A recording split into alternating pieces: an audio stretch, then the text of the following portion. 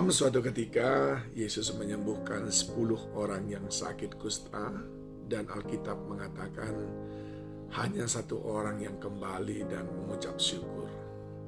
9 lainnya terlalu asik dan terlalu bergembira menikmati kesembuhannya tanpa ingat mengucap syukur kepada siapa yang memberikan kesembuhan itu. Contoh yang sama sering sekali terjadi dalam hidup kita. Ketika kita sudah ditolong Tuhan, kita sedemikian masuk dalam euforia menikmati berkat pertolongan Tuhan itu, lalu kita lupa bersyukur kepadanya. Tapi tidak demikian dengan Paulus. Dan hari ini saya mau mengajak saudara bagaimana Paulus mensyukuri apa yang Tuhan sudah berikan kepadanya. Di dalam sebuah tema kecil, ucapan syukur orang berdosa yang diselamatkan. Ya, saya dan saudara adalah sebetulnya orang-orang berdosa. Dan ketika kita mengenal Tuhan, kita diselamatkan.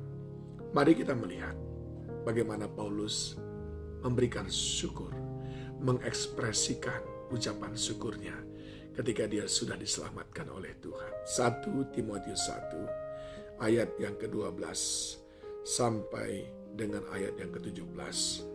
Aku bersyukur kepada Dia yang menguatkan aku, yaitu Kristus Yesus Tuhan kita, karena Ia menganggap aku setia dan mempercayakan pelayanan ini kepadaku.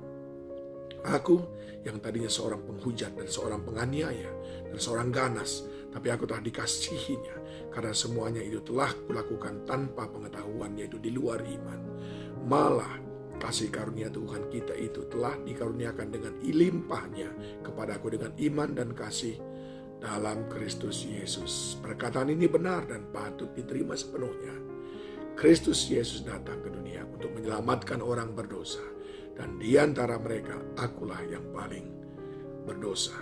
Tapi justru karena itu aku dikasihani, agar dalam diriku ini sebagai orang yang paling berdosa, Yesus Kristus menunjukkan seluruh kesabarannya. Dengan demikian aku menjadi contoh bagi mereka yang kemudian percaya kepadanya dan mendapat hidup yang kekal, hormat dan kemuliaan sampai selama-lamanya bagi Raja segala zaman, Allah yang kekal, yang tak nampak, yang esa. Amin. Bagaimana Paulus mensyukuri pertobatannya? Bagaimana Paulus mensyukuri kasih sayang Tuhan, keselamatan yang Tuhan beri kepadanya? Yang pertama, dia berkata bahwa ayat yang ke-15, perkataan ini benar dan patut diterima sepenuhnya. Kristus Yesus datang ke dunia untuk menyelamatkan orang berdosa, dan di antara mereka akulah yang paling berdosa. Yang pertama, ucapan syukurnya dia nyatakan dengan bersaksi kepada dunia bahwa Yesus datang untuk menyelamatkan orang-orang yang berdosa. Dia bersaksi, dia tidak menikmati sendiri keselamatan itu. Dia tidak menikmati sendiri kebaikan Tuhan yang mau mengampuni dosa-dosa kita. Dan dia bahkan berkata, engkau jangan khawatir sedalam apapun dosamu, karena aku orang yang paling berdosa, aku penganiaya, aku sendiri sudah diampuni dan diselamatkan. Yang kedua, ayat yang ke-12, aku bersyukur kepada Dia yang menguatkan aku, yaitu Kristus Yesus Tuhan kita, karena Ia menganggap aku setia dan mempercayakan pelayanan ini kepadaku, yaitu ucapan syukur lewat pelayanan. Mengekspresikan syukur dengan melayani Tuhan. Bersaksi dia kepada semua orang, lalu dia melayani Tuhan dengan sungguh-sungguh dan dengan setia, sehingga itu merupakan ekspresi daripada ucapan syukurnya. Dan yang ketiga adalah bagaimana dia menikmati ataupun mengekspresikan ucapan syukurnya. Ayat 13, aku yang tadinya seorang penghujat dan seorang penganiaya. Ini berbicara tentang aku tadinya dulu, tapi sekarang tidak. Yaitu memiliki kehidupan yang baru, yaitu memiliki pertobatan yang sejati, yaitu berbalik dari jalan-jalan yang jahat. Orang yang sudah diselamatkan, dia berbalik. Kalau saudara sudah disembuhkan oleh dokter oleh karena suatu penyakit, maka saudara tahu hal yang membuat penyakit itu jadi, saudara harus hindari. Paulus tahu hal-hal yang selama ini dia lakukan, yaitu menghujat, menganiaya dengan ganasnya, tidak berkenan bagi Tuhan. Maka dia berkata, dulu aku melakukan itu, sekarang aku hidup di dalam perintah dan hal yang berkenan bagi Tuhan. Yang pertama, ucapan syukur kita dengan bersaksi. Yang kedua, ucapan syukur kita dengan melayani. Yang ketiga, ucapan syukur kita dengan hidup baru, meninggalkan kehidupan yang lama dan hidup dalam jalan-jalannya Tuhan. Dan yang keempat, ucapan syukur yang kita berikan kepadanya adalah ayat 16, bagian B. Dengan demikian aku menjadi contoh bagi mereka yang kemudian percaya, menjadi teladan.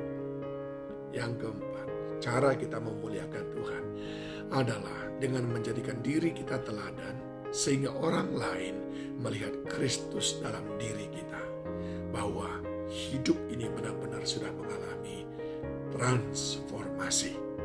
Adakah hidup kita sudah diubahkan dan menjadi teladan bagi orang lain? Dulu kita tidak sabaran, sekarang kita menjadi orang yang sangat sabar. Dulu rasanya kita tidak memiliki apa-apa, sekarang hidup kita merasa penuh ucapan syukur, karena ketika kita memiliki Yesus, kita yakin kita memiliki segala-galanya. Dan yang terakhir adalah orang yang bersyukur atas keselamatan yang Tuhan beri. Ayat yang ke-17, hormat dan kemuliaan sampai selama-lamanya bagi Raja segala zaman, Allah yang kekal. Yang kelima adalah setia dalam memberikan pengagungan kepada Tuhan, bahwa dalam hidup kita ini semuanya tentang Dia, semua karena Dia, semua bagi Dia, karena semuanya dari Dia, oleh Dia, dan biarlah semuanya pula hanya untuk Dia. 5 hal yang dilakukan oleh Paulus ketika dia menyadari ekspresi daripada ucapan syukur harus dinyatakan. Dan biarlah kita pun memiliki hal yang sama, mensyukuri apa yang Tuhan sudah anugerahkan, yaitu diselamatkan, diberkati di dunia, dan surga menjadi milik kita. Tuhan memberkati saudara.